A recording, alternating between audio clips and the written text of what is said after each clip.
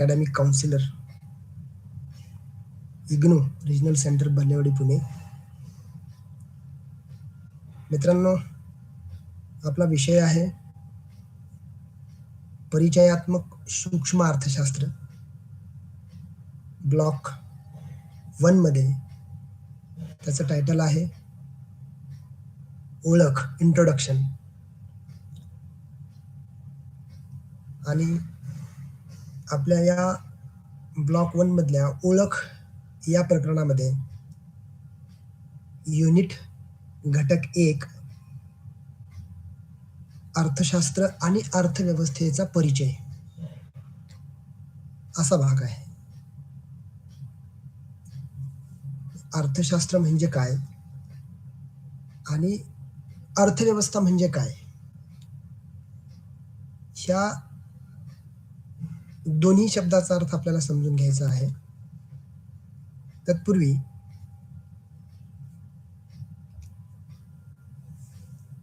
अर्थशास्त्र हे मुळात कधीपासून अस्तित्वात आलं, अर्थशास्त्राचे किती टप्पे आहेत विकासाचे, अर्थशास्त्र म्हणून हे नावारूपाला कधी आलं, या संदर्भात जर माहिती आपल्याला घ्यायची असेल तर आपल्याला थोडं पाठीमागे जावे लागेल. अर्थशास्त्राचे ढोबळमानाने 6 कालखंड मानले जातात. त्याच्यामध्ये सुरुवातीचा जो कालखंड आहे तो 1760 पर्यंतचा. या कालखंडात ॲरिस्टॉटल ते निसर्गवादी यांचा समावेश होतो. ॲरिस्टॉटल हे तत्ववेते होते. निसर्गवाद्यांचा पण याच्यामध्ये समावेश होतो. निसर्गवादी यांच्या काळामध्ये अर्थशास्त्राला असं वेगळं अस्तित्व नव्हतं. पुढचा टप्पा येतो तो 1760 ते 1840 आणि यामध्ये ॲडम स्मिथ ते मार्क्स म्हणजे सनातनवादी विचारवंताचा समावेश होतो. खऱ्या अर्थाने 1760 ते 1840 या कालखंडामध्ये ॲडम स्मिथ यांचा विचार केला असता ॲडम स्मिथ यांनाच आज अर्थशास्त्राचे म्हणजे पूर्वीपासूनच अर्थशास्त्राचे जनक म्हणून ओळखले जाते. ॲडम स्मिथ यांच्याविषयी थोडंसं त्यांचा परिचय सांगायचा झाला तर आपल्याला असं सांगता येईल की त्यांचा जन्म 5 जून 1723 रोजी स्कॉटलँडमध्ये झाला आणि 17 जुलै 1790 मध्ये त्यांचे निधन झाले. त्यांच्या कालखंडात, त्यांच्या काळात त्यांनी अर्थशास्त्रावर केलेला अभ्यास आणि त्यांच्या विचारामुळे आज आपल्या ह्या अर्थशास्त्राला एक वेगळं स्थान प्राप्त झालं. त्यांच्या कालखंडामध्ये, त्यांच्या कारकिर्दीमध्ये त्यांनी अर्थशास्त्राला एक वेगळं स्थान निर्माण करून देण्याचा प्रयत्न केला आणि त्यासाठी त्यांचं मोठं योगदान, त्यांना अर्थशास्त्राचे जनक म्हणून ओळखल्या जाण्याचं प्रमुख कारण म्हणजे त्यांनी अर्थशास्त्राला एक अर्थशास्त्रीय चौकट निर्माण करून दिली. पूर्वी तत्ववेते असतील, निसर्गवादी असतील, पॉलिटिकलवाले असतील, ते त्यांच्या अंतर्गत अर्थशास्त्र समजून द्यायचे, समजून घ्यायचे. पण ॲडम स्मिथ यांनी राष्ट्राची संपत्ती, राष्ट्राची संपदा, द वेल्थ ऑफ नेशन्स हे त्यांचं एक प्रसिद्ध पुस्तक आहे, ग्रंथ आहे. या ग्रंथात अर्थशास्त्राचा ग्रंथ आहे. या ग्रंथात, या पुस्तकात त्यांनी मुक्त बाजार व्यवस्थेचे, मुक्त बाजार अर्थव्यवस्थेचे समर्थन केले आणि सरकारची भूमिका कमी करण्याचा प्रयत्न केला. सरकारचा हस्तक्षेप अर्थव्यवस्थेमध्ये नको अशी त्यांची भूमिका होती. त्यांनी असं म्हटलं की प्रत्येक व्यक्ती स्वतःच्या स्वार्थाचा विचार करतो. प्रत्येकाला प्रत्येकाचं स्वतःचं हित समजतं, हित कळतं. हे हित म्हणजेच त्याचा स्वार्थ आहे आणि या स्वार्थातूनच, या हिताच्या भूमिकेतूनच प्रत्येक व्यक्ती आपला व्यवहार करत असतो आणि यामध्ये या हिताच्याच कल्पनेला, या स्वार्थाला एक अदृश्य हात असं नाव ॲडम स्मिथ यांनी दिलं. आणि या अदृश्य हाताद्वारे, या अदृश्य शक्तीद्वारेच समाजाचं कल्याण होतं. प्रत्येक व्यक्ती आपलं आपलं हित साधण्याचा प्रयत्न करतो म्हणून तो पुढे येतो आणि व्यवहार घडतो आणि त्याच्यातून समाजाचं, एकमेकांचं कल्याण म्हणजे समाजाचं कल्याण होतं, असं ॲडम स्मिथ यांनी सांगितलं. त्यांनी दुसरी एक संकल्पना सांगितली, श्रम विभागणी. त्यांनी श्रम विभाजनाच्या संकल्पनेवर देखील भर दिला. त्यांच्या मते श्रम विभाजनामुळे उत्पादकता वाढते आणि देशाची संपत्तीही वाढते. त्याच्या पुढची संकल्पना त्यांनी मांडली, मुक्त व्यापार. मुक्त व्यापाराला त्यांनी प्रोत्साहन दिलं आणि संरक्षणवादाला विरोध केला.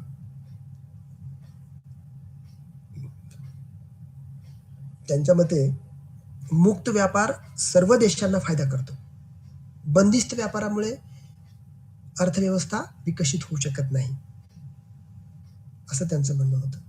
महत्वाची त्यांची दृश्य हात अदृश्य हाताची जी संकल्पना आहे ती अत्यंत प्रभावीपणे मांडली. या संकल्पनेच्या माध्यमातूनच बाजार स्वतःच एक अदृश्य हात आहे आणि जो उत्पादन आणि वितरण तो व्यवस्थापित करतो. म्हणजे राष्ट्राची संपत्ती, राष्ट्राचं हित, राष्ट्राचं कल्याण, समाजाचं कल्याण ह्या अदृश्य शक्तीच्या माध्यमातून घडतं. त्यामध्ये सरकारने, राज्यव्यवस्थेने हस्तक्षेप करण्याची गरज नाही. मुक्तपणे त्यांना त्यांचा व्यवहार करू द्यावा आणि त्यातूनच विकासाची संकल्पना साध्य होते, असं ॲडम स्मिथ यांचं म्हणणं होतं. ॲडम स्मिथ यांच्या विचाराचं महत्व काय? तर ॲडम स्मिथ यांच्या विचाराचा आधुनिक अर्थशास्त्रावर खूप मोठा प्रभाव पडलेला आहे. म्हणजे त्यांचे विचार आजही अनेक देशांच्या आर्थिक धोरणावर परिणाम घडवतात, प्रभाव टाकतात. आणि मुक्त व्यापार, अर्थव्यवस्था ही त्यांच्या विचाराचीच देणगी आहे, असं आपल्याला म्हटलं तर वावगं ठरणार नाही. कारण आज बघतोय आपण जगाच्या पाठीवरती प्रत्येक अर्थव्यवस्था एकमेकांशी जुळलेली आहे. कुठलाही देश कुठल्याही देशाबरोबर व्यापार करू शकतो, व्यवहार करू शकतो. कुठल्याही देशातली वस्तू आपण आयात करू शकतो, आपल्या देशातली वस्तू इतर देशामध्ये निर्यात करू शकतो. हे काय, हे कशाचं उदाहरण आहे? हे मुक्त अर्थव्यवस्थेचं उदाहरण आहे. आणि ही त्यावेळी ॲडम स्मिथ यांनी मांडलेली संकल्पना आहे, ती आजही मान्य केलेली आहे जगाने. म्हणून सुरुवातीच्या काळातला अर्थशास्त्र विकसित होण्याचा जो टप्पा आहे तो हा ॲडम स्मिथ यांचा आहे. दुसरा टप्पा आहे तो 1840 ते 1880, तो मार्क्सवाद यांचा. मार्क्सवाद म्हणून ओळखला जातो. कार्ल मार्क्स हे खरे समाजवादाचे जनक आहेत. कार्ल मार्क्स यांना आधुनिक समाजवादाचे जनक म्हणूनही ओळखलं जातं. त्यांचा जन्म 5 मे 1818 रोजी जर्मनीत झाला आणि 14 मार्च 1883 रोजी त्यांचं निधन झालं. त्यांच्या विचारांनी जगभरातील राजकारणावर मोठा प्रभाव पडलेला दिसून येतो आणि त्यातल्या त्यात अर्थशास्त्रावर प्रचंड मोठा प्रभाव पडलेला आहे. त्यांचा विचाराचा जो ठेवा आहे किंवा महत्वाचं जे योगदान आहे कार्ल मार्क्स यांचं अर्थशास्त्राच्या दृष्टिकोनातून, ते आहे म्हणजे भांडवलवादी अर्थव्यवस्थेवर त्यांनी टीका केलेली आहे. भांडवलशाहीला त्यांनी विरोध केलेला आहे. भांडवलवादी धोरणाला त्यांनी विरोध केलेला आहे आणि वर्गसंघर्षाची संकल्पना त्यांनी पुढे जाऊन मांडली. त्याच्यानंतर अतिरिक्त मूल्याचा सिद्धांत मांडला आणि साम्यवादाची संकल्पना मांडली. त्यांचा भांडवलवादी अर्थव्यवस्थेला का विरोध होता? भांडवलवादामध्ये त्यांनी भांडवलवादाला जोरदार टीका केली किंवा विरोध केला. त्यांचं काय मत होतं, तर हा भांडवलवाद म्हणजे किंवा भांडवलशाही म्हणजे काही लोकांच्याच हातामध्ये संपत्ती जमा होते आणि या काही लोकांच्या हातामध्ये असलेल्या संपत्तीच्या माध्यमातून श्रमिकांचं, कष्टकऱ्यांचं, कामगारांचं प्रचंड प्रमाणात शोषण होतं. ते कामगारांची गळचेपी करतात, कामगारांचं शोषण करतात, अतिरिक्त तास त्यांच्याकडनं काम करून घेतलं जातं आणि त्यांचा जो आर्थिक मोबदला आहे तो त्यांना दिला जात नाही. भांडवलशाहीमध्ये हे सारासार रास्तपणे घडतं. म्हणून त्यांनी भांडवलशाहीला विरोध केला. वर्गसंघर्षाची संकल्पना मांडताना समाजात 2 मुख्य वर्ग आहेत, भांडवलदार आणि कामगार, पुंजीपती आणि श्रमिक असंही त्यांना आपण म्हणू शकतो. या दोन्ही वर्गांचे स्वार्थ वेगळे असतात आणि यामुळे त्यांच्यामध्ये संघर्ष होतो. कसा संघर्ष होतो, तर भांडवलदार हा आपल्या संपत्तीमध्ये अधिक भर घालण्याचा प्रयत्न करतो, कमीत कमी खर्चामध्ये जास्तीत जास्त प्रॉफिट मिळवण्याचा प्रयत्न करतो आणि इकडे श्रमिक कमीत कमी वेळेमध्ये अधिक वेतन मिळावं, मनाजोगं वेतन मिळावं, मनाजोगी मजुरी मिळावी या विचाराने तो असतो. पण यामध्ये या दोघांचेही विचार अपोजिट असल्यामुळे कामगार आपला विचार करतोय आणि इकडे भांडवलदार आपल्या प्रॉफिटचा विचार करतोय आणि त्याच्यातनं तो अतिरिक्त तास काम तो करून घेण्याचा प्रयत्न करतो आणि त्याच्यातून त्यांच्यामध्ये संघर्ष निर्माण होतो. ही वर्ग संघर्षाची संकल्पना त्यांनी मांडली. हा वर्ग संघर्ष विकासासाठी धोकादायक असतो असं मार्क्स यांचं म्हणणं आहे. त्याच्यामधून अतिरिक्त मूल्य सिद्धांताच्या मते, त्यांच्या मते कामगाराच्या श्रमातूनच वस्तूचं मूल्य निर्माण होतं, परंतु भांडवलदार, पुंजीपती कामगारांना त्यांच्या श्रमाचे योग्य मूल्य देत नाही. म्हणजे अतिरिक्त मूल्य ते निर्माण करतात, पण त्या अतिरिक्त मूल्याचा वाढीव जो काही मोबदला आहे, वाढीव जो काही वेतन आहे ते श्रमिकांना, कामगारांना दिलं जात नाही आणि हे देखील विकासाच्या दृष्टिकोनातून चुकीचं आहे. त्याचबरोबर साम्यवाद, मार्क्स यांनी साम्यवादी समाजाची संकल्पना मांडली. त्यांच्या मते साम्यवादात सर्व संपत्तीची सामुदायिक मालकी असते आणि सर्व लोकांना समान हक्क असतात.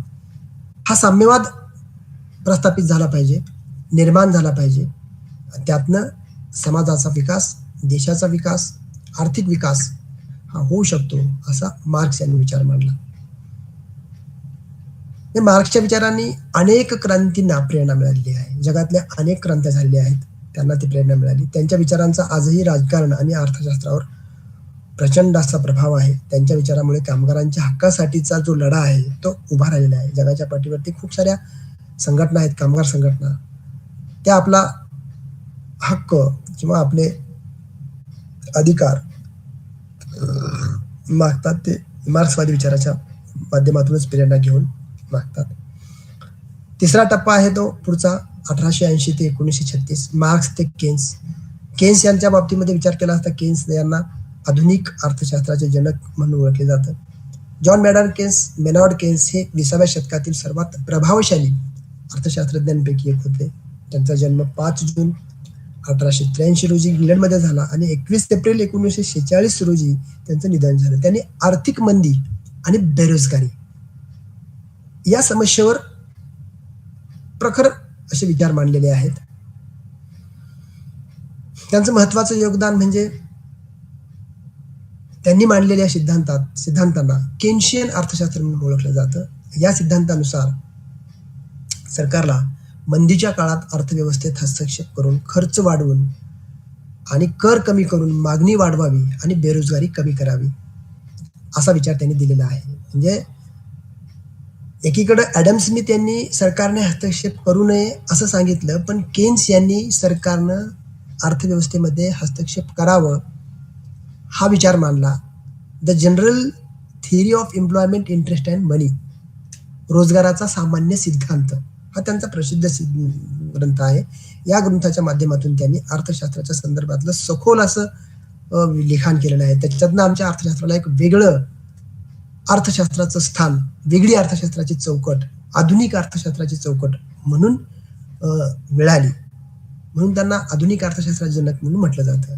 त्यांचा जो अर्थशास्त्रीय विचारातला ठेवा आहे तो अत्यंत महत्वाचा आहे. कारण त्यांनी मंदीच्या काळामध्ये सरकारने काय पावलं उचलावेत, तेजीच्या काळामध्ये सरकारने काय पावलं उचलावेत आणि अर्थव्यवस्थेतली, देशातली बेकारी, बेरोजगारी कशा पद्धतीने हटवावी, तो हस्तक्षेप करून या बाबतीत त्यांनी प्रचंड प्रखर असे विचार मांडलेले आहेत.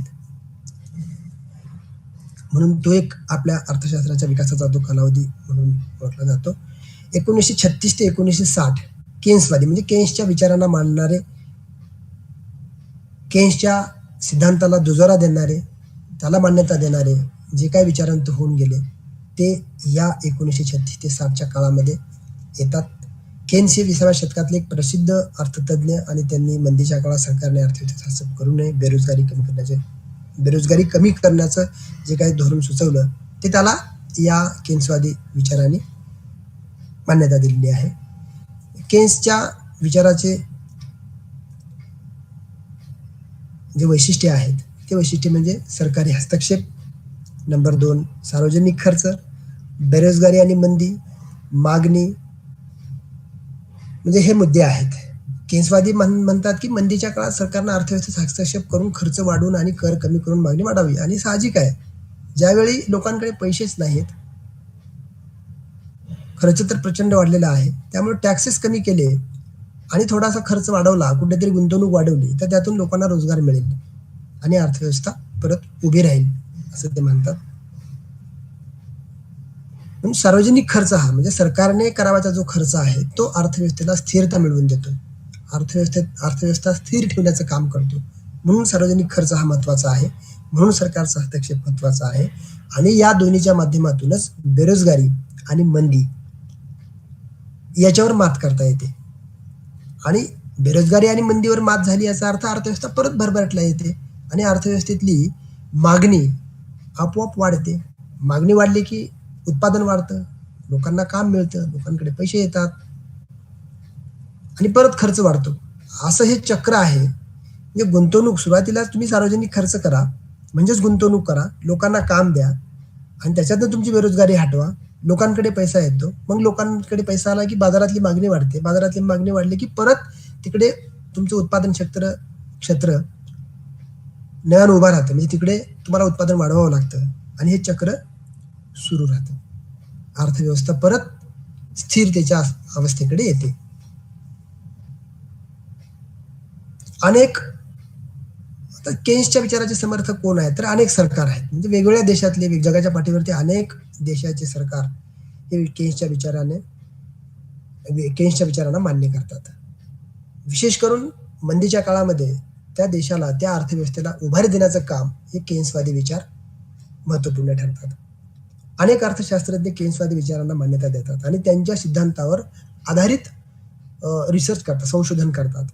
सामाजिक कार्यकर्ते आहेत, अनेक सामाजिक कार्यकर्ते केन्सवादी विचारांना समर्थन देतात, कारण ते मानतात की केन्सवादी विचार धोरणामुळे सामाजिक असताना होऊ शकते. त्याच्याबरोबरच जास्तीचा खर्च, बाजारातला हस्तक्षेप, मुद्रास्फीती म्हणजे चलनवाढ, अशाही अवस्थेमध्ये केन्सच्या विचाराला मान्यता दिली जाते.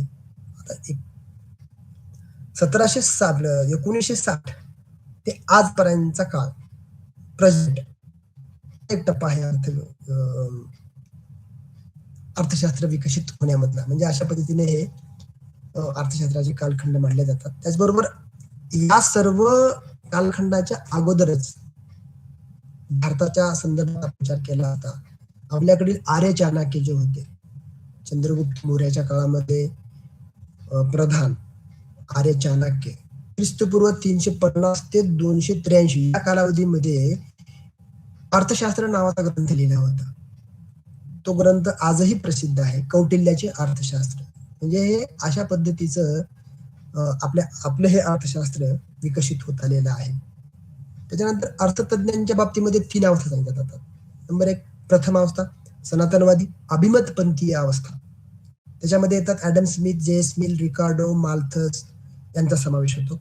त्याच्यानंतर दुसरी अवस्था आहे ती नवसनातनवादी किंवा नव अभिमतपंथीय, यांच्यामध्ये समावेश होतो Alfred Marshall, A C. Pigou, D. Robertson. आणि तिसरी अवस्था येते ती आधुनिक अर्थतज्ञ. आता या आधुनिक अर्थतज्ञामध्ये कोणाचा समावेश होतो तर J M. Keynes, Samuelson, J R. Hicks, professor Robbins, Mrs Joan Robinson आणि मिल्टन फ्रीडमन, अशी तिसरी अवस्था आहे. आता ह्याच्या पूर्वीही अर्थशास्त्रात 18व्या शतकापर्यंत खरं राज्यशास्त्राचा भाग होतो. म्हणजे राज्यशास्त्राच्या माध्यमातून इकॉनॉमी, राज्यशास्त्र अंतर्गत अर्थशास्त्र असा तो भाग होता. 1776 साली ॲडम स्मिथ यांनी राष्ट्राचे संपत्तीचे राष्ट्र, वेल्थ ऑफ नेशन हे पुस्तक लिहून याला वेगळं स्थान मिळवून दिलं. अर्थशास्त्र हे नैसर्गिक शास्त्र नसून ते एक सामाजिक शास्त्र आहे, कारण यात मानवाच्या आर्थिक वर्तणुकीचा, व्यवहाराचा अभ्यास केला जातो. बरोबर. कारण नैसर्गिक शास्त्राचे नियम केव्हाही कधीही सत्य ठरणारे असतात. कसे ठरणारे असतात सत्य तर न्यूटनचा नियम, न्यूटनचा गुरुत्वाकर्षणाचा नियम त्रिकालाबाधित सत्य आहे. पण अर्थशास्त्रीय नियमाबद्दल जर आपण विचार केला तर अर्थशास्त्रीय नियम हे बदलणारे असतात. कारण काळाच्या ओघात मानवाच्या स्थितीत व राहणीमानात प्रचंड बदल होत गेलेला आहे. कसा बदल होत गेलेला आहे त्याचं उदाहरण आपल्याला काय घेता येतं तर आदिमानव ते आजचा आधुनिक मानव. म्हणजे आदिमानवापासून ते मध्ययुगीन मानव, मध्ययुगीन मानवापासून ते आजचा प्रगतशील मानव, हा जो टप्पा आहे किंवा हे जे स्थिंतरे आहे ते प्रचंड बदलाचे आहेत. म्हणून अर्थशास्त्रीय नियम हे त्या काळामध्ये त्या बदलानुसार ते बदलत गेलेले असतात. ते त्रिकालाबाधित सत्य नसतात. व्यवहार जसा व्यवहार तसा नियम, असं ते घडलेलं आहे. म्हणून आणि अर्थशास्त्र हे सैद्धांतिक आणि वास्तववादी, आदर्शवादी, व्यवहारवादी अर्थशास्त्र होय. कारण अर्थशास्त्रामध्ये सिद्धांत मांडलेले आहेत, संकल्पना मांडलेल्या आहेत, वास्तविक व्यवहाराला धरून त्या संकल्पना मांडलेल्या आहेत. त्यातल्या त्यात खर्च कमीत कमी, गुंतवणूक कमीत कमी, त्यातनं विकास अधिक, जो आदर्शवादाचा मुद्दा. आणि त्यातल्या त्यात नेमकं आज काय घडतंय, कुठली गुंतवणूक करायला पाहिजे, कुठल्या क्षेत्रात करायला पाहिजे, हा व्यवहारवाद. म्हणजेच काय तर सैद्धांतिक, वास्तववादी, आदर्शवादी, व्यवहारवादी या सर्वांचा मिलाप अर्थशास्त्रामध्ये आपल्याला दिसून येतो. तर नेमकं ही झाली अर्थशास्त्राच्या संदर्भातली पार्श्वभूमी. म्हणजे कशा पद्धतीनं आपलं अर्थशास्त्र हे डेव्हलप होत गेलं, त्याला टप्पे किती आहेत, कालखंड किती आहेत, विचारवंताचे कालखंड किती आहेत, किंवा पूर्वी हे अर्थशास्त्र कसं अस्तित्वात नव्हतं, या बाबतीत आपण चर्चा केली आहे. तर याच्यानंतर पुढचा नेमका अर्थशास्त्राचा अर्थ काय आहे तर अर्थशास्त्राचा अर्थ स्पष्ट करण्यासाठी अनेक अर्थतज्ञांनी आपल्या विवेकाच्या आधारे, आपल्या बुद्धीच्या आधारे वेगवेगळ्या व्याख्या करण्याचा प्रयत्न केला आहे. तर पहिल्यांदा आपण बघूयात अर्थशास्त्राचे जनक ॲडम स्मिथ यांनी काय व्याख्या केली आहे. तर ती राष्ट्राच्या संपत्तीचा अभ्यास करणारे शास्त्र म्हणजे अर्थशास्त्र होय. त्यांच्या व्याख्येमध्ये, त्यांच्या संकल्पनेमध्ये पहिल्यांदा येतं राष्ट्र आणि दुसरं येतं संपत्ती. म्हणजे हे दोन शब्द अत्यंत महत्त्वपूर्ण ठरतात. देशातल्या अर्थव्यवस्थेच्या संपत्तीचा अभ्यास ज्यामध्ये केला जातो त्यालाच अर्थशास्त्र म्हटलं जातं. अशी साधी सोपी व्याख्या ॲडम स्मिथ यांनी केली. सेकंड व्याख्येचा विचार केला असता पिगू आणि मार्शल. मानवाच्या भौतिक कल्याणाचा अभ्यास करणारे शास्त्र म्हणजे अर्थशास्त्र होय. म्हणजे भौतिक गरजा आहेत, त्याच्यावर आधारित त्या व्यक्तीचं कल्याण, समाजाचं कल्याण, म्हणजे ज्यामध्ये कल्याण हा भाग आहे त्याचा अभ्यास करणारं शास्त्र म्हणजे अर्थशास्त्र, अशी पण त्यांनी आधी सोपी व्याख्या केलेली आहे. तिसरी जी व्याख्या आहे ती अत्यंत महत्वाची आहे, ती म्हणजे प्रोफेसर रॉबिन्स यांनी केलेली. अत्यंत म्हणजे अनंत गरजा, दुर्मिळ पण पर्यायी उपयोगाची साधने यांचा मेळ घालण्याच्या दृष्टीने करण्यात येणाऱ्या मानवी प्रयत्नाचा अभ्यास करणारे शास्त्र म्हणजे अर्थशास्त्र. बघा याच्यामध्ये 4 मेजर गोष्टी आहेत आणि अत्यंत समर्पक ही व्याख्या आहे प्रोफेसर रॉबिन्सन यांनी केलेली. अनंत गरजा, दुर्मिळ पण पर्यायी उपयोगाची साधने आणि ह्या अनंत गरजांचा दुर्मिळ साधनाबरोबर घालावा लागणारा मेळ किंवा सांगड, आणि हा मेळ घालण्याचा प्रयत्न माणूस करतो आणि या प्रयत्नाचा अभ्यास अर्थशास्त्र करतं. अशी साधी सोपी व्याख्या केली. अनंत गरजा आहेत, साधने दुर्मिळ आहेत, पण त्यांचा उपयोग बहुउपयोगी आहेत. ते नेमका कशात कोणता उपयोग करावा याच्यात गोंधळून जातो माणूस. म्हणून या प्रयत्नाचा अभ्यास ज्यामध्ये केला जातो त्यालाच अर्थशास्त्र म्हटलं जातं. आता पुढचा टप्पा आहे तो त्याच्या इकॉनॉमिक्सचा आपण अर्थशास्त्राचा अर्थ बघितलाय. आता याच्या पुढचा जो टप्पा आहे तो मायक्रो इकॉनॉमिक्स.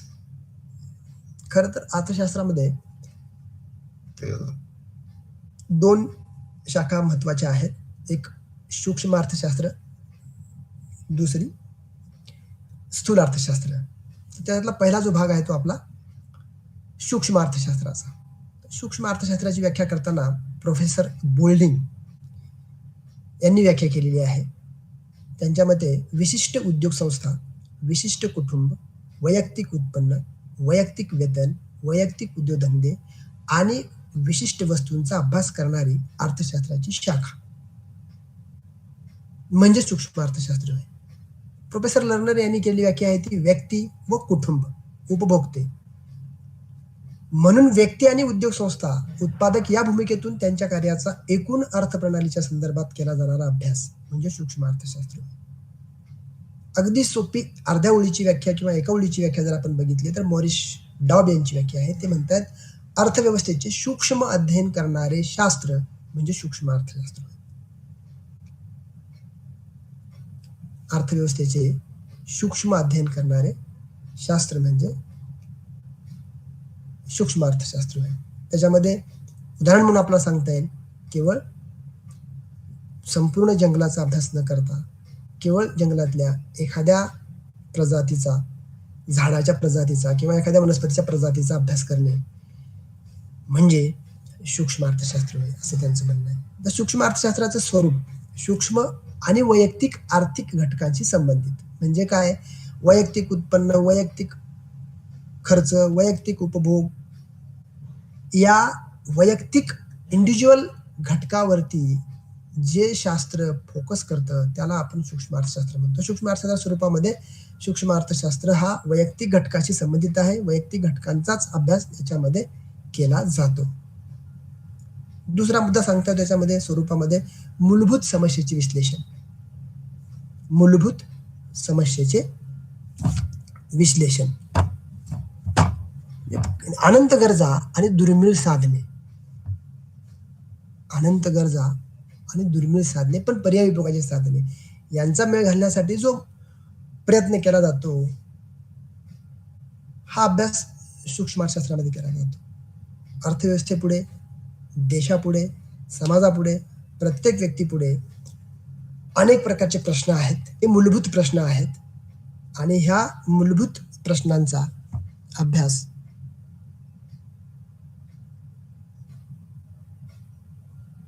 या अर्थशास्त्रामध्ये केला जातो. म्हणजे मुद्दा काय आपला तर सूक्ष्म आणि वैयक्तिक आर्थिक घटकांशी संबंधित असा शब्द आपण वापरलाय. म्हणजे एक बाजार, एक वस्तू, एक उत्पादन संस्था, एक उत्पादक, एक उपभोक्ता या घटकांचं वर्तन वेगवेगळ्या परिस्थितीमध्ये वेगवेगळं असतं. तर हे कसं वेगळं असतं ह्या संदर्भात अभ्यास, या संदर्भातला अभ्यास हे सूक्ष्म अर्थशास्त्र करतं. त्याच्यानंतर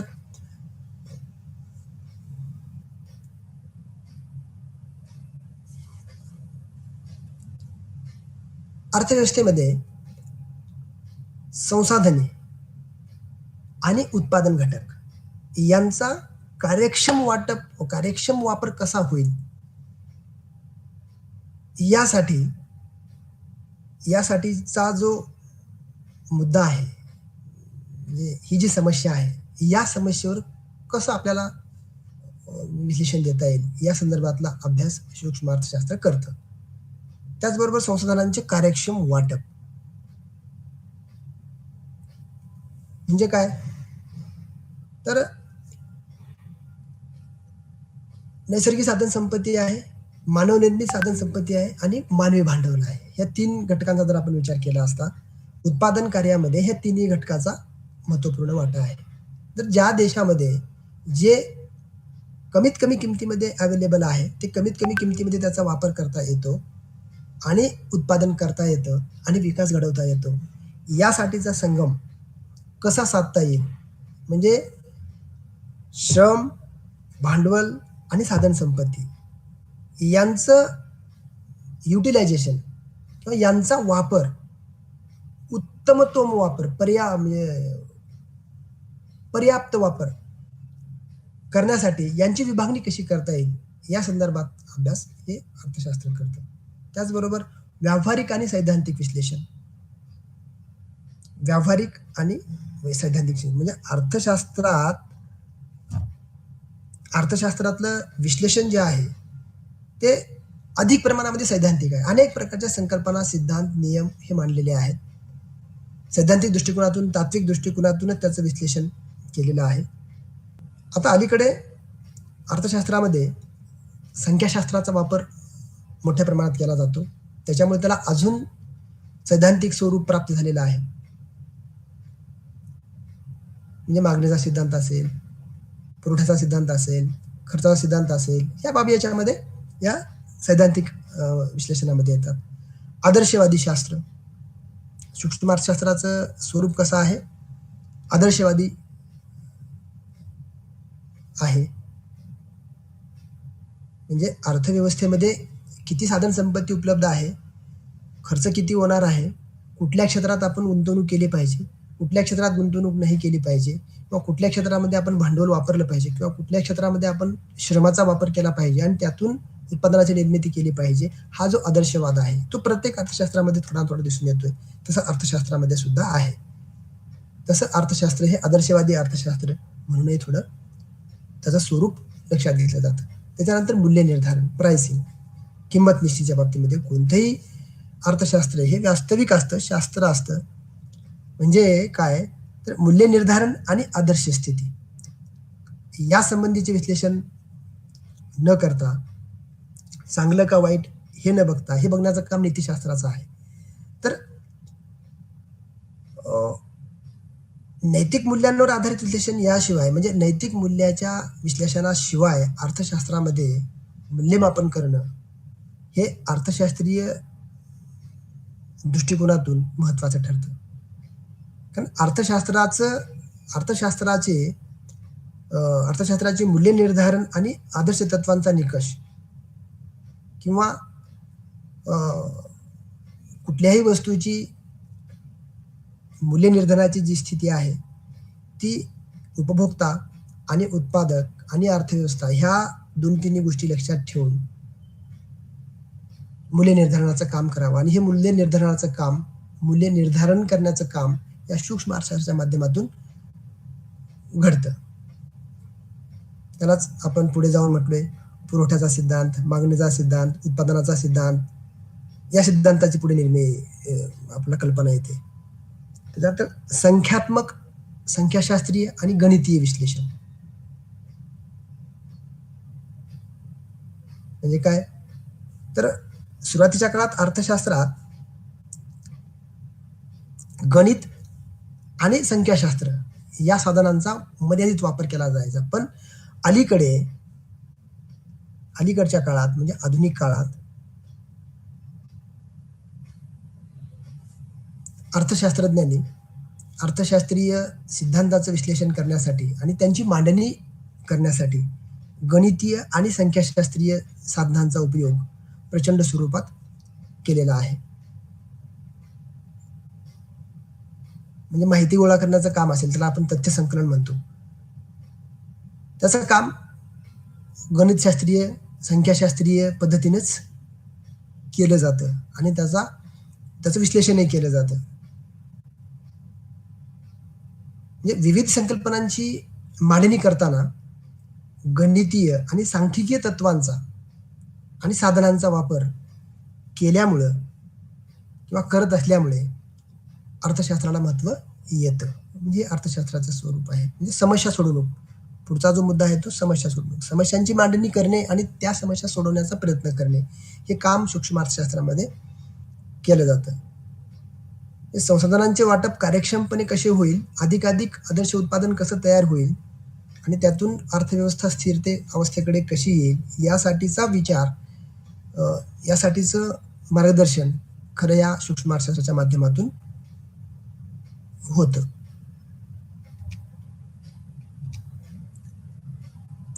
आता सूक्ष्म अर्थशास्त्राची व्याप्ती, मागणीचा सिद्धांत आहे, उत्पादनाचा सिद्धांत आहे, खर्चाचे सिद्धांत आहेत, बाजार संरचना आहे.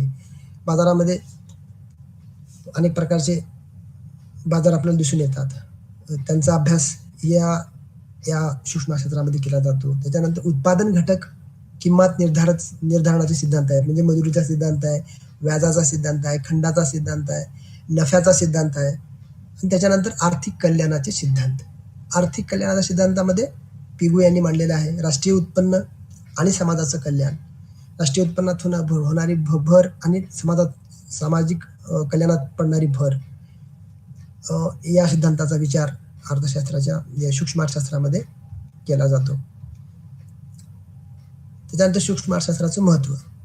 सूक्ष्म अर्थशास्त्राचं काय महत्व आपल्याला सांगता येईल तर स्थूल अर्थशास्त्राच्या अभ्यासासाठी उपयुक्त. स्थूल अर्थशास्त्रामध्ये राष्ट्रीय उत्पन्नाचा, रोजगाराचा, उत्पन्नाचा अभ्यास केला जातो आणि त्यासाठी देशातल्या वस्तूची किंमत पातळी, देशातला उपभोग, देशातली मागणी, देशातला पुरवठा, त्यांची स्थिती, ह्या सगळ्या स्थूल अर्थशास्त्राला लक्षात घ्याव्या लागतात. म्हणून स्थूल अर्थशास्त्राच्या अभ्यासासाठी सूक्ष्म अर्थशास्त्र हे महत्त्वपूर्ण ठरतं. त्याचबरोबर पुढचा मुद्दा आपल्याला सांगता येईल कल्याणकारी अर्थशास्त्राच्या अभ्यासासाठी उपयुक्त आहे. सरकारला आर्थिक धोरण ठरवण्यासाठी उपयुक्त आहे. त्याच्यानंतर संसाधनांचे वितरण, सरकारच्या माध्यमातून जी काही गुंतवणूक केली जाणार आहे तर ती गुंतवणूक कुठल्या क्षेत्रात किती, कुठल्या पद्धतीने, किती प्रमाणात आपण करणार आहोत, केली पाहिजे, या संदर्भातलं मार्गदर्शन या सूक्ष्म अर्थशास्त्राच्या माध्यमातून होतं. उद्योजकांना, नवीन नवीन व्यावसायिक आहेत, बिझनेसमॅन आहेत, व्यापारी आहेत, त्यांना त्यांच्या गुंतवणुकीचा निर्णय घेत असताना मागणी पुरवठ्याचा उपयोग होतो. त्याच्यानंतर करविषयक धोरण आखण्यासाठी महत्त्वपूर्ण ठरतं.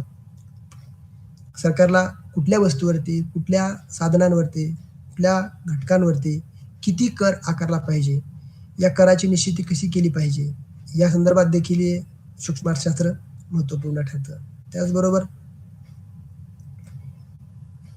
किंमत निश्चितीसाठी उपयुक्त. देशात उत्पादित होणाऱ्या उत्पादनाची, वस्तू व सेवांची किंमत ही किती असावी, ती कशी असावी, या संदर्भातलं मार्गदर्शन किंवा ह्या संदर्भातली माहिती देण्याचं काम सूक्ष्म अर्थशास्त्राद्वारेच होतं. त्याचबरोबर आंतरराष्ट्रीय व्यापारात उपयुक्त. देशादेशांमध्ये प्रचंड मोठ्या प्रमाणात आंतरराष्ट्रीय व्यापार घडून येतो आणि या व्यापाराच्या माध्यमातून सूक्ष्म पातळीवरती निरीक्षण करण्याचं, ऑब्झर्वेशन करण्याचं काम आणि म्हणजे उपयुक्त ठरण्याचं काम माहिती सूक्ष्म अर्थशास्त्राच्या माध्यमातून होते. आंतरराष्ट्रीय पातळीवरती फलाण्या वस्तूची किती मागणी आहे, आंतरराष्ट्रीय पातळीवरती कुठल्या देशामध्ये कुठल्या वस्तूची गरज आहे किंवा कुठली मागणी आहे किंवा कुठली सप्लाय म्हणजे पुरवठा तिथे कमी आहे, याचं अध्ययन या सूक्ष्म अर्थशास्त्राच्या माध्यमातून मिळू शकतं. विविध आर्थिक प्रश्न सोडवण्यासाठी उपयुक्त. त्याच्यानंतर आर्थिक सिद्धांत मांडण्यास उपयुक्त. अशा पद्धतीने अनेक मुद्दे सूक्ष्म अर्थशास्त्राच्या महत्त्वाच्या अनुषंगाने आपल्याला सांगता येतात.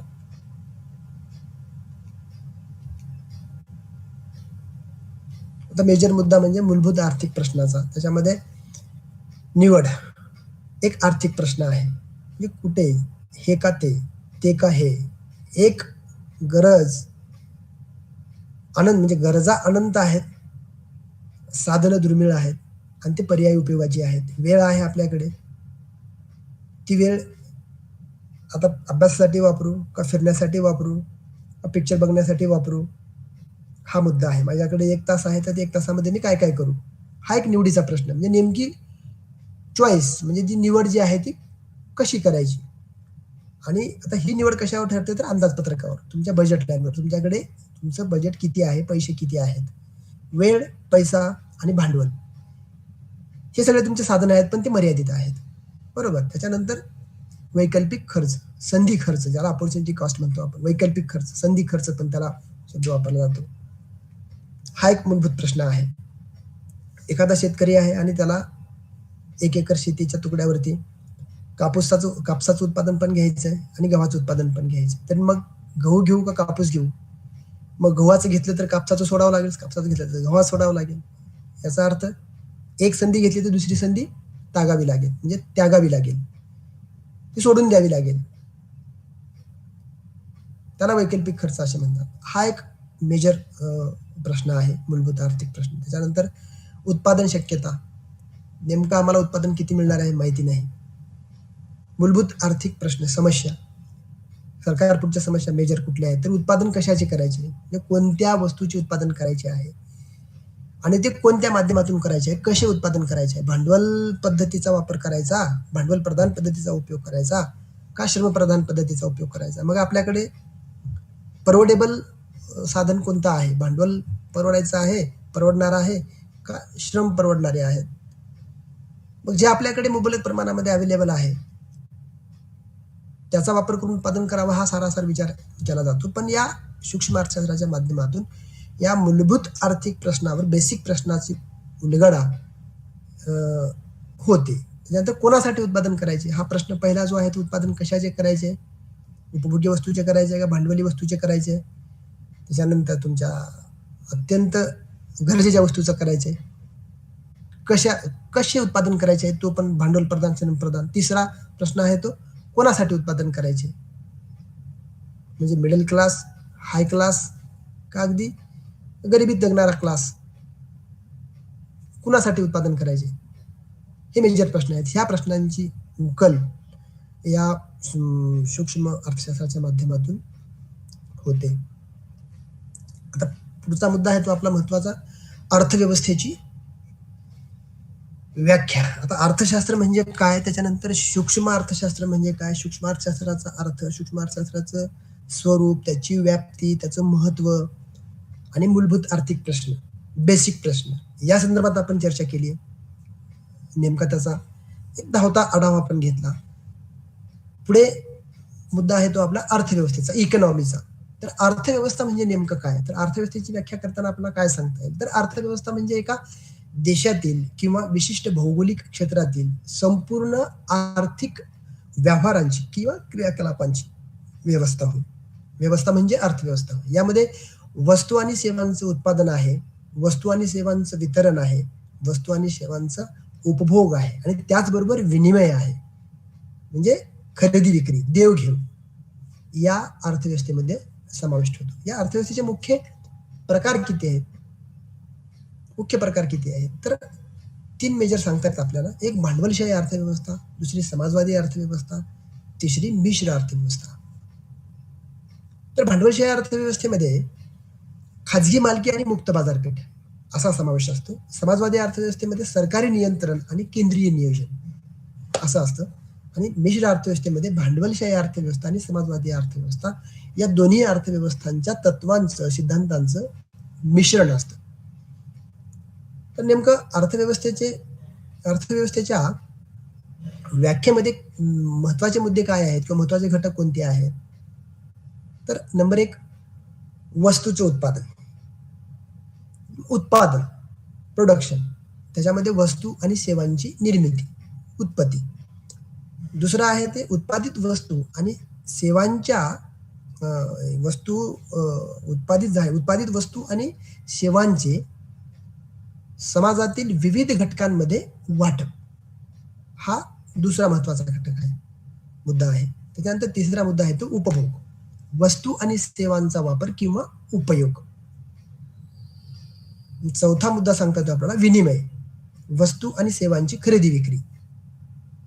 कुठे वस्तू विकायच्या, खरेदी कोण करणार आहेत, तो वर्ग कुठला आहे, म्हणजे त्या वस्तू तिथपर्यंत कशा पोचवायच्या, हा विनिमयाचा भाग. त्याच्याबरोबरच संसाधनांचे वाटप, मर्यादित संसाधने आहेत आणि त्यांचा कार्यक्षम वाटप करायचं आहे. तुमचे श्रम असतील म्हणजे मानवी भांडवल आहे, नैसर्गिक साधन संपत्ती आहे, ऊन, वारा, हवा, पाणी, नैसर्गिक वन, जमीन, त्याच्याबरोबर टेक्नॉलॉजी यांचं कार्यक्षम वाटप, पर्याप्त उपयोग होईल असं वाटप, अधिकाधिक त्याचा उपयोग होईल असं वाटप किंवा वितरण, ह्या अर्थव्यवस्थेमधला तो महत्वाचा मुद्दा आहे. त्याच्यानंतर आर्थिक संस्था, या अर्थव्यवस्थेमध्ये कोणाकोणाचा समावेश होतो, म्हणजे वेगवेगळ्या संस्था आहेत. त्याच्यामध्ये बँका, उदाहरण म्हणून आपण सांगता येईल, बँका सांगता येईल, वेगवेगळ्या कंपन्या सांगता येतील, वेगवेगळ्या सरकारी संस्था सांगता येईल, खाजगी संस्था सांगता येतील. या सगळ्यांचा समावेश या अर्थव्यवस्थेमध्ये होतो. पुढचा मुद्दा आहे तो आंतरराष्ट्रीय व्यापार,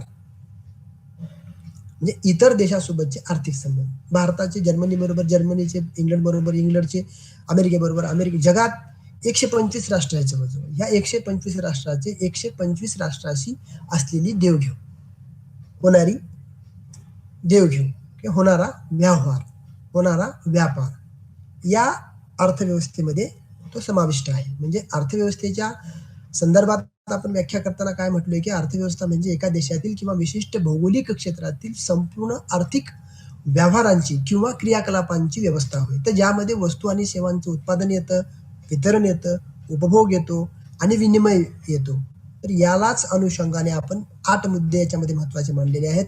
ते म्हणजे उत्पादन, वितरण, उपभोग, विनिमय, संसाधन यांचं वाटप, आर्थिक संस्था, आर्थिक धोरणे, आंतरराष्ट्रीय व्यापार, या 8 घटकांचा समावेश या अर्थव्यवस्थेमध्ये होतो. म्हणजे अर्थव्यवस्था ही गतिशील आहे, गतिशील असते आणि सामाजिक, राजकीय, तांत्रिक आणि पर्यावरणीय घटकांमुळे सतत बदलत असते. तिचे स्वरूप आणि कार्य समजून घेणं हे आर्थिक धोरण आखण्यासाठी, आर्थिक धोरण ठरविण्यासाठी आणि समाजाच्या हितासाठी, समाजाच्या कल्याणासाठी ते महत्वाचं ठरतं. म्हणून ही अर्थव्यवस्था महत्वाची आहे. अर्थशास्त्र प्लस अर्थव्यवस्था याचा आपण अर्थ समजून घेण्याचा प्रयत्न केलाय. आता ह्या सुरुवातीला आपण काय म्हटलं इथे की अर्थव्यवस्था ह्या 3 प्रकारच्या आहेत. एक भांडवलशाही, दुसरी समाजवादी, तिसरी मिश्र. तर अर्थव्यवस्था म्हणजे काय आपण समजून घेतली आणि आता ह्या तिन्ही अर्थव्यवस्था संदर्भात आपण शॉर्टकटमध्ये समजून घ्यायचा प्रयत्न करूयात. भांडवलशाही अर्थव्यवस्था नेमकी म्हणजे काय, तर भांडवलशाही अर्थव्यवस्था ही एक आर्थिक प्रणाली आहे जी खाजगी मालकी आणि मुक्त बाजारपेठेवर आधारित आहे. या भांडवलशाही अर्थव्यवस्थेची मुख्य वैशिष्ट्ये आपल्याला काय सांगता येतात, तर नंबर 1 खाजगी मालकी, म्हणजे उत्पादनाची साधने, जमीन, कारखाने, यंत्रे यांचा समावेश यामध्ये होतो. उत्पादन साधनांमध्ये खाजगी व्यक्ती किंवा कंपन्याच्या मालकीचे असतात आणि मालकांना त्यांच्या मालमत्तेचा वापर, विक्री किंवा नफा कमवण्याचा अधिकार असतो. ही झाली खाजगी मालकी, हा पहिला पॉईंट. आणि दुसरा पॉईंट काय आहे तो मुक्त बाजारपेठ. या मुक्त बाजारपेठेअंतर्गत विचार करताना किंमत, मागणी आणि पुरवठा यांच्या आधारे ठरतात. म्हणजे किमती ज्या आहेत बाजारपेठेमधल्या वस्तू आणि सेवांच्या, त्या किमती मागणी आणि पुरवठ्याच्या आधारे ठरतात. म्हणजे सरकारी हस्तक्षेप हा कमी असतो भांडवलशाही अर्थव्यवस्थेमध्ये. ग्राहक आणि उत्पादक स्वतंत्रपणे व्यवहार करू शकतात. हा दुसरा मुद्दा झाला. म्हणजे पहिला मुद्दा काय होता तो खाजगी मालकी, दुसरा मुद्दा मुक्त बाजारपेठ, ज्यामध्ये सरकारचा हस्तक्षेप कमी असतो, मागणी पुरवठ्याच्या माध्यमातून वस्तूंच्या किमती ठरतात. त्याच्यानंतर तिसरा मुद्दा आहे तो स्पर्धा. अनेक विक्रेते आणि खरेदीदार बाजारात असतात. असंख्य विक्रेते आणि असंख्य खरेदीदार हे बाजारात असतात. या स्पर्धेमुळे आणि त्यांच्यामध्ये स्पर्धा असते आणि या स्पर्धेमुळे किमती कमी होतात आणि गुणवत्ता सुधारते. म्हणजे वस्तू ह्या क्वालिटीच्याही मिळतात आणि कमी किमतीमध्ये मिळतात. प्रचंड स्पर्धा आहे कारण खूप सारे विक्रेते आहेत, खूप सारे खरेदीदार, घेणारे पण आहेत, देणारे पण आहेत. आणि त्या चौथा मुद्दा आहे तो नफा, नफ्याची प्रेरणा. नफा म्हणजे व्यवसाय हा नफा कमवण्यासाठीच चालवले जातात, बरोबर. आणि नफ्याची संधी नवीन उद्योग आणि नवकल्पनेला प्रोत्साहन देते. हा चौथा मुद्दा. 5वा मुद्दा काय आहे तो उद्योजकता, व्यावसायिकता. म्हणजे व्यक्तींना नवीन व्यवसाय सुरू करण्यास प्रोत्साहन दिले जाते. यामुळे नवकल्पना आणि आर्थिक वाढ या गोष्टी याच्यामध्ये समावेश आहेत. 6वा मुद्दा आपल्याला सांगता येतो तो ग्राहक संप्रभुत्व. म्हणजे ग्राहकांच्या पसंतीनुसार ग्राहक हा राजा असतो असं त्यांचं म्हणणं आहे. ग्राहकांच्या पसंतीनुसार उत्पादने, आणि सेवा तयार केल्या जातात. म्हणजे ग्राहकांना काय नेमकं अपेक्षित आहे, ग्राहक नेमकी कशाची मागणी करतोय, ग्राहकांना नेमकं अपेक्षित काय आहे, कुठली वस्तू गरजेची वाटते, त्या अनुषंगाने या भांडवलशाही अर्थव्यवस्थेमध्ये वस्तू उत्पादित केल्या जातात. म्हणून त्याला ग्राहक संप्रभुत्व असं म्हटलं जातं. ग्राहकाची मागणी म्हणजे खऱ्या अर्थाने ग्राहकाची मागणी ही बाजाराला आकार देते असं म्हटलं जातं.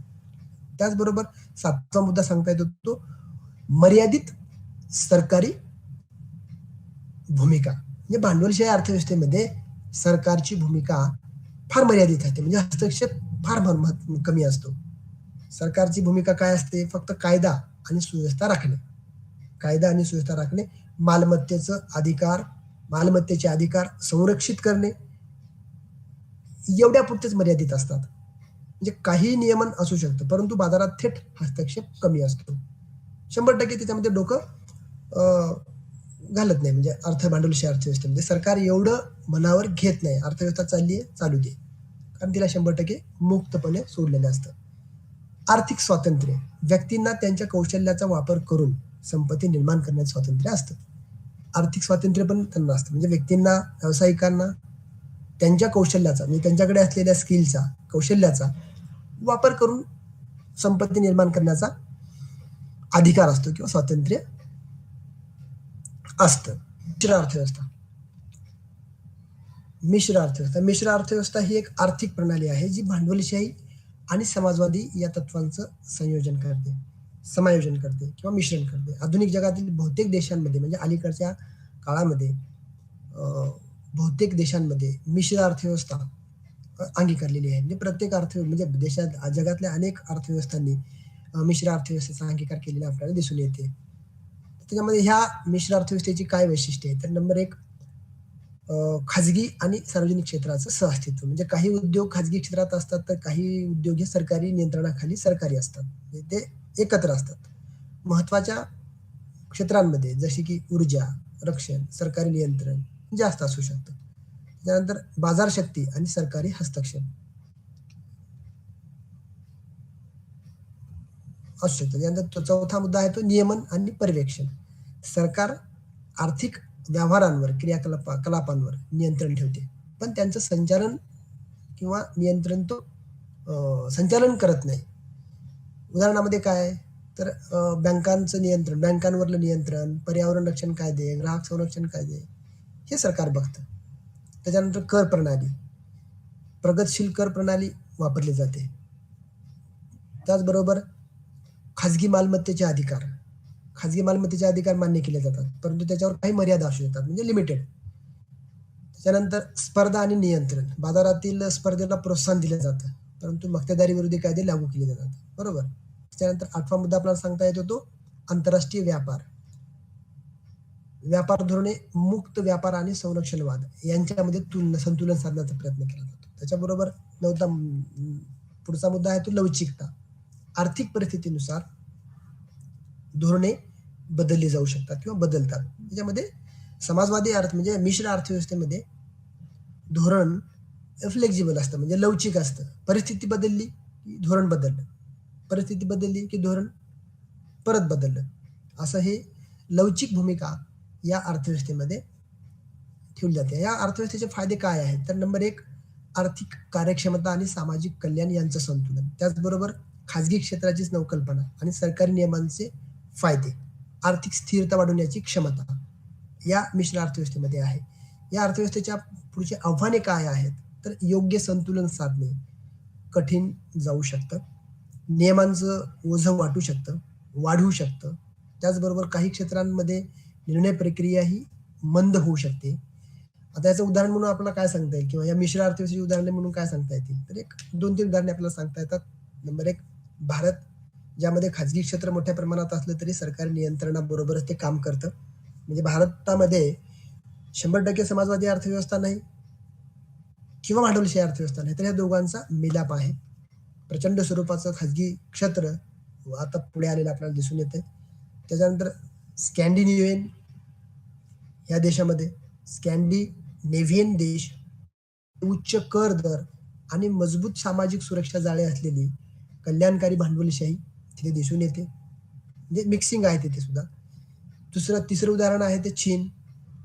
सरकारी नियंत्रणाखाली बाजार अर्थव्यवस्था, जेथे सरकारी नियोजन आणि खाजगी उद्योग क्षेत्र काम करतात. म्हणजे मिश्र अर्थव्यवस्था प्रत्येक देशात वेगळी असू शकते. कारण ती त्या देशाच्या इतिहास, संस्कृती आणि राजकीय प्रणालीनुसार ती आकारली जाते.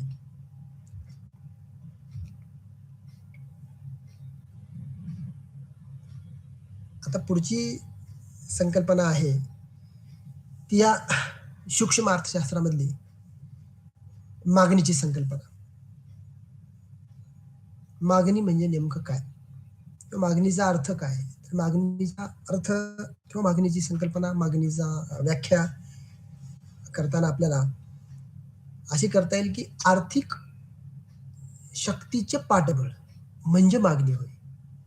म्हणजे विशिष्ट वेळी दुसरी एक व्याख्या अशी करता येते की विशिष्ट वेळी, विशिष्ट किमतीला, विशिष्ट वस्तूची खरेदी केली जाणारी नगदसंख्या म्हणजे त्या वस्तूची मागणी होय.